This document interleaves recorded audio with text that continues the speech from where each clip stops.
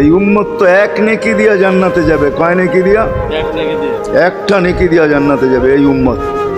অন্য উম্মতের কথা জানি না আমি, এই উম্মত এক নেকি দিয়া জান্নাতে যাবে। নবীর একটা আদর্শের কারণে জান্নাতে যাবে। সিরত মানি আদর্শ, আর এটা আমরা কদমে কদমে মুহতাজ। কেননা এই ছোট জীবনটা যদি গ্রহণযোগ্যতা পর্যন্ত পৌঁছাইতে হয় আল্লাহর কাছে, চাই নারী হই, চাই যুবক হই, চাই বৃদ্ধ হই, যেই মানুষই হই না কেন, যেখানেরই হই না কেন, যেই বাসারই হই না কেন, যেই বর্ণেরই হই না কেন, যেই পেশারই হই না কেন, যেই সোসাইটিরই হই না কেন, এই জীবনটাকে যদি গ্রহণযোগ্যতা পর্যন্ত পৌঁছাইতে হয় কার কাছে? দুনিয়াওয়ালাদের কাছে না, মালিকের কাছে, যিনি এক ফোঁটা পানির থেকে অস্তিত্ব দিছেন, যার কাছে আবার আমাদেরকে ফিরা যেতে হবে। পালানের কোনো সুযোগ নাই। এই জন্যই কোরআন আমাদেরকে বোঝায় আইনাল মাফার। আল্লাহ বলতেছে কোথায় ভাগবে তুমি, বলো কোথায় ভাগবে? কবির কথাই সত্য, যদিও নাকি পালাও তুমি আকাশেতে লাগিয়ে সিঁড়ি, সিঁড়ি লাগাও যদি আকাশে চলে যাও, তো আল্লাহ বলে তোমার পাগার কোনো সুযোগ নাই। কেননা ইল্লা বি সুলতান, ওইখানেও আমার রাজত্ব, এইখানেও আমার রাজত্ব, ডাইনো আমার রাজত্ব, বামে আগে পিছে উপরে নিচে সর্বত্র আমার রাজত্ব। আমার রাজত্বের বাহিরে যাওয়ার ক্ষমতা তোমাদের নাই। দ্বিতীয় কথা এটো, আইনা আনা মাআকুম আইনা মা কুনতুম, যেখানে যাবে ওইখানে আমি সঙ্গে থাকব, আমাকে দূর করতে পারবে না। যদি করো তাহলে তুমি থাকবে না, তোমার অস্তিত্বই থাকবে না। কেন আমাদের ভিতরে আল্লাহ নাই বটে, কিন্তু আল্লাহর একটা পাওয়ার আছে যেটাকে রূহ বলে। কুলির রূহ মিন আমরি রব্বি, আল্লাহর একটা পাওয়ার, একটা সিফত, সবচেয়ে শক্তিশালী পাওয়ার যেটা, ওটা আমাদের ভিতরে আল্লাহ ঢুকায় রাখছেন, যেটাকে আমরা রূহ বলি। কোরআনের ভাষায় রূহ বলে, বাংলা ভাষায় আত্মা বলে। যেটাকে আমরা আত্মা বলি ওটা আল্লাহর হুকুম ছাড়া কিছু না। আল্লাহ বলে ওটা মনে করে নাও আমি তোমার ভিতরে আছি, কেন এটা আমারই জিনিস। কুলির রূহ মিন আমরি রব্বি, আমাকে পৃথক করলে আর তুমি থাকবে না। তখন তোমার চক্ষু থাকবে আইন লা তানজুর, তোমার চক্ষু থাকবে দেখবে না। উদুন লা তাসমা, কান থাকবে শুনবে না। লিসান লা তানতিক, জবান থাকবে কিন্তু জিহ্বা থাকবে কিন্তু বলবে না। আকলুন লা তুমাইয়িজ, তোমার মগজ থাকবে ভালো মন্দ বুঝবে না। কলব লা তাতাফাক্কার, দিল থাকবে কিন্তু চিন্তা করার ক্ষমতা তোমার থাকবে না। ইয়াত লা তাফতিশ, হাত থাকবে ধরবে না। রিজল লা তামশি, পাও থাকবে চলবে না। তুমি হবে লাশ। লাশ। ওই আল্লাহ পর্যন্ত যদি গ্রহণযোগ্যতায় পৌঁছাইতে হয়, ওইখান থেকে বাহির হয়ে গেছি। ভালো তো বাসি, কিন্তু আগেরটুকু জানি না। ও মেরে দোস্ত, শুধু ভালোবাসলে চলবে না। আবু তালেবের চেয়ে বড় ভালোবাসা আপনার আমার ছিল না, ছিল না। সাহাবাদের মতো ভালোবাসা আপনার আর আমার নাই। আছে নাকি? হ্যাঁ, আবু তালেবের মতো ভালোবাসা ছিল। চলেন শর্ট করি। আবু তালেবকে নিজের হাতে আল্লাহ রসুল কবরে রাখছেন। যখন রাখতেছিলেন তখন চিৎকার দিতেছিলেন, আম্মি মা তারাক্তালি সাবিলা, চাচা কোনো রাস্তা রাখলেন না আমার জন্য। বলছিলাম কলেমা পড়েন, পড়লেন না। বলছিলাম ঠোঁটটা হেলান, হেলাইলেন না। বলছিলাম চুপ থাকেন, তাও থাকলেন না। সর্বশেষ একটা চিৎকার দিলেন, আলা মিল্লাতি আব্দুল মুত্তালিব, আব্দুল মুত্তালিবের ধর্মের উপরে চলে যেতেছি। এই কথা বলে দুনিয়ার থেকে বিদায় নিলেন। চুপও যদি থাকতেন তো আমার জন্য কোনো সুযোগ হইতো। চাচা, ও চাচা, আমার জন্য কোনো রাস্তা রাখলেন না। ভালোবাসা কাজে দিবে না। এই জন্য চলেন, জীবনটাকে গ্রহণযোগ্যতা পর্যন্ত পৌঁছাইতে হইলে কদমে কদমে মুহাম্মদুর রাসূলুল্লাহর আদর্শ লাগবে। যেটাকে আরবি ভাষায় সিরাত বলে, যেটাকে কেরিয়ার বলে। আল্লাহর রসুলের কেরিয়ার লাগবে, আল্লাহর রসুলের আদর্শ লাগবে, আল্লাহর রসুলের সিরত লাগবে, আল্লাহর রসুলের চরিত্র লাগবে।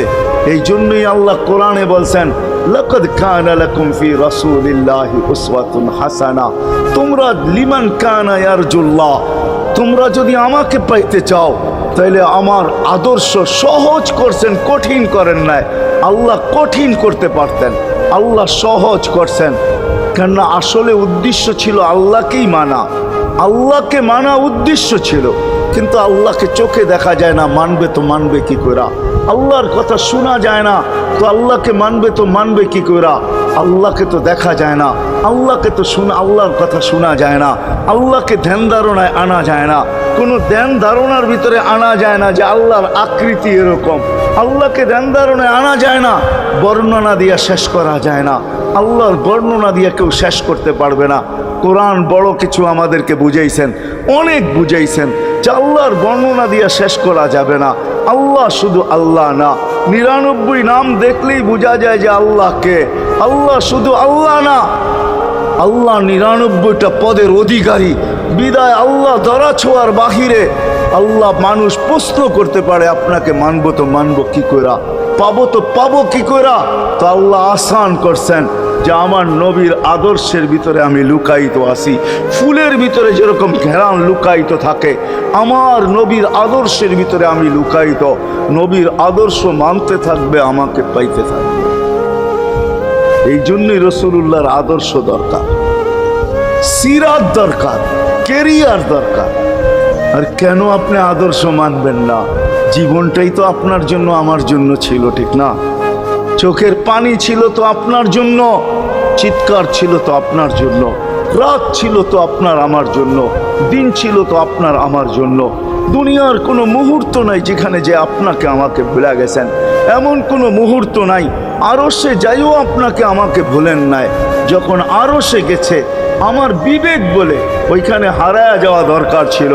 মুসা আলাইহিস সালামকে আল্লাহ আরশ থেকে নিজেকে দেখানোর জন্য তাজাল্লি দিছেন। শুধু তাজাল্লি, আকৃতি না, তাজাল্লি দিছেন। 40 দিন বেহুশ ছিলেন, 40 দিন, 40 দিন। অথচ বন্ধু দুইজনে পাশাপাশি বসা, কাবা কাউসাইনি আও আদনা ফাদানা ফাতাদাল্লা ফাআওহা ইলা আবদিহি মা আওহা, পাশাপাশি বসা আছেন। তীর ধনুক থাকলে আপনাদেরকে আমি দেখাইতে পারতাম কতটুকু কাছে হয়েছিল। এরকম কাছে হারায় যাওয়া দরকার ছিল। আল্লাহ যখন জিজ্ঞাসা করছেন কি চাইতে আসছেন, আসআলুকা উম্মতি, এইখানে উম্মত চাবো না তো আর চাবো কি? এই সুযোগ পাবো আর পাবো কখন? এই টেবিলে উম্মত না উঠলে উঠবে কোথায়? এরকম কাছে হব তো হব কখন? এত কাছে পাবো তো পাবো কখন? এত কাছে হব তো হব কখন? এরকম পরিবেশ হবে তো হবে কখন? আপনি এরকম খুশি আবার হবেন তো হবেন কখন? আপনি আমাকে ডাইকা নিয়ে আসছেন, মেহমান বানায়া, আপনি মেজবান, উম্মত চাই। তা আল্লাহ জিজ্ঞাসা করছে এইখানে উম্মত? তো যুক্তি দিতেছে আনতা রব্বুল করিম আনান নবিয়্যুর রহিম কাইফা তুদাইয়ু হাদিল উম্মাহ বাইনাল কারীমি ওয়ার রহিম। শুরুতে আপনি, শেষে আমি। শুরুতে আপনি রব্বে করিম, শেষে আমি নবী রহিম। দুইয়ের মাঝে উম্মত জাহান্নামে চলে যাবে। আমি আমার মনকে বুঝাইতে পারবো না, আমি উম্মত চাই। আল্লাহ সান্ত্বনা দিতেছেন, কাসসামতুল কিয়ামাতা কিসমাইন, কিয়ামতকে 2 ভাগে ভাগ করছি। আমি জানি আপনি একাই চিৎকার দিবেন কিয়ামতের মাঠে উম্মতি উম্মতি বইলা, আর কেউ উম্মতকে স্মরণ করবে না। নবীরা তো মাকেও স্মরণ করবে না, বোনকেও স্মরণ করবে না, সবাই নাফসি নাফসি বলবে। আপনি উম্মতি বইলা চিৎকার দিবেন। বিদায় কিয়ামত আপনার আর আমার মাঝে ভাগ, আর কারো মাঝে না। সালতো তা সাফি তো সাফা, ওই দিন আপনি চাইতে থাকবেন, আমি দিতে থাকবো।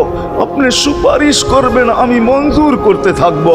লা ইউখজি কাফি উম্মতি, আপনার উম্মতের ব্যাপারে আপনাকে আমি লজ্জিত করব না। কোরআন আসছে আল্লাহর রসুলের কাছে, অদ্দুহা ওয়াল লাইলি ইদা সাজা মা ওয়াদ্দাআকা রাব্বুকা ওয়া মা ক্বালা। এই সূরার ভিতরেই আছে সাউফা ইউতিকা রাব্বুকা ফাতারদা, আপনাকে আমি রাজি করে ছাড়বো। কোরআন যখন নাজিল হইতেন তো কি অবস্থা হইতো ওলামারা জানে। আল্লাহ রসুল ঘামতে থাকতেন, এতটুকু কষ্ট হইতো। কখনো কখনো বলতেন কাদার রু আইয়া খরুজ, মনে হয় আমার রুটা বাহির হয়ে চলে যাবে।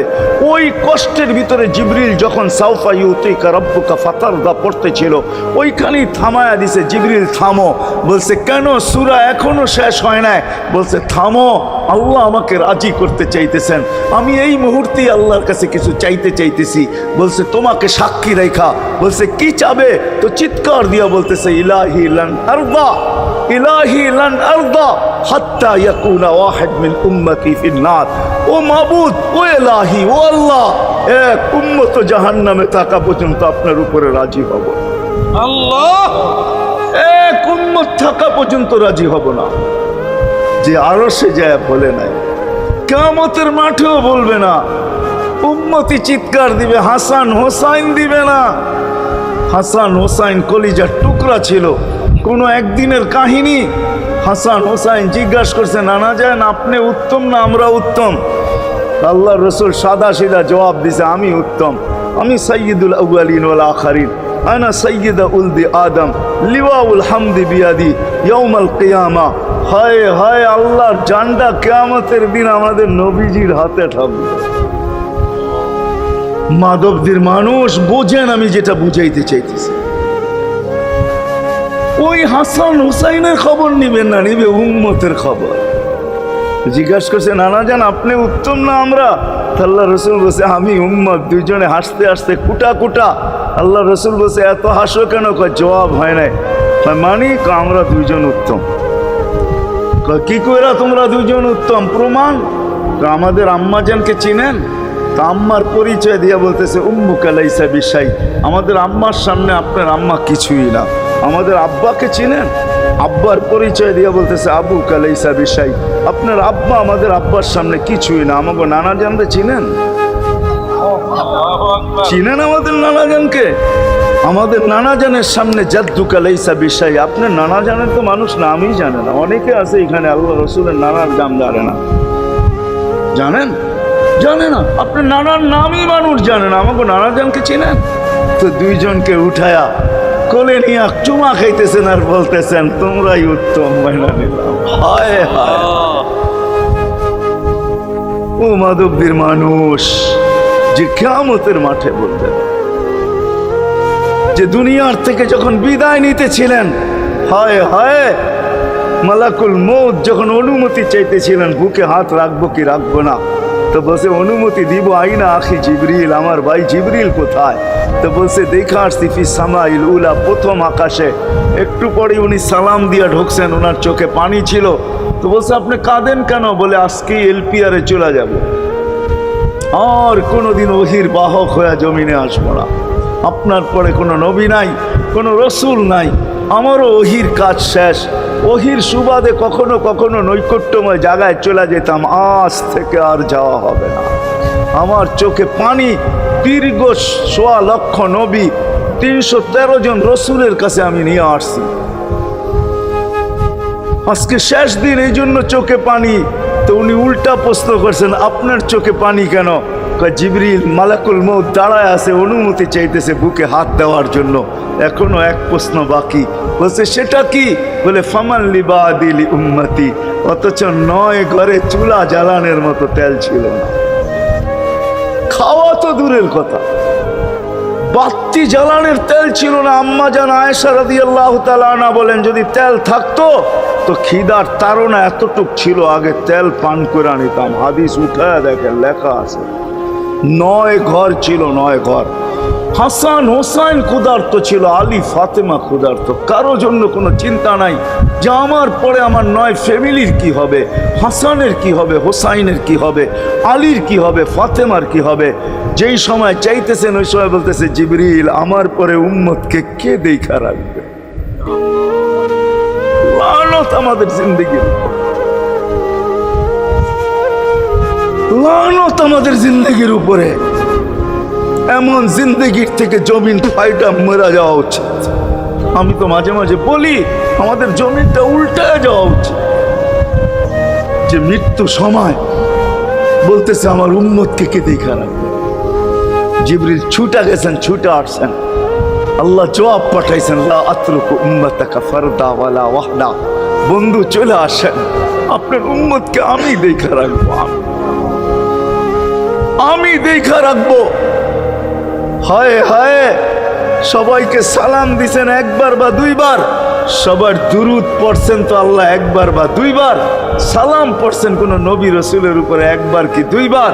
আর বন্ধুর সালাম প্রতি জুমা ইমাম আছে, খতিব আছে, ইমামরা একটা আয়াত পড়ে কোরআনের, ইন্নাল্লাহা ওয়া মালাইকাতাহু ইউসাল্লুনা আলান নবী ইয়া আইয়ুহাল্লাযীনা আমানু সাল্লু আলাইহি ওয়া সাল্লিমু তাসলিমা। এই আয়াত আমাকে অনেক কিছু বোঝায়।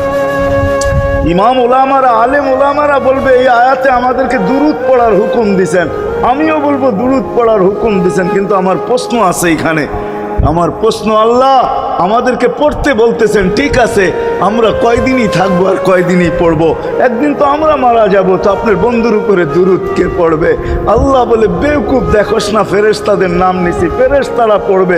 আমি যদি আল্লাহকে উল্টা প্রশ্ন করি, একদিন তো ফেরেশতাও থাকবে না, মালাকুল মউত মারা যাবে। আপনি আরশের নিচে লিখেই রাখছেন, ইন্নী কাতাবতুল মাউত আলা মান তাহতা আরশি আল্লাযী হাইলা ইয়ামুত ফাহুয়া ফাওকা আরশি। আমার আরশের উপরে যে সে চিরঞ্জীব, যে নিচে আছে তাকে মৃত্যুর স্বাদ পান করতে হবে। একদিন তো ফেরেশতা মরে যাবে, আমাদের নবীজির উপরে দুরূদ কে পড়বে?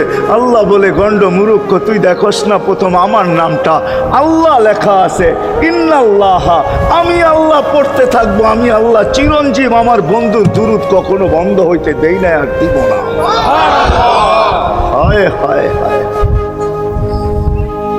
হায় হায়, ওই রসুল। আল্লাহ বলে, উম্মতকে আমি দেখা রাখবো।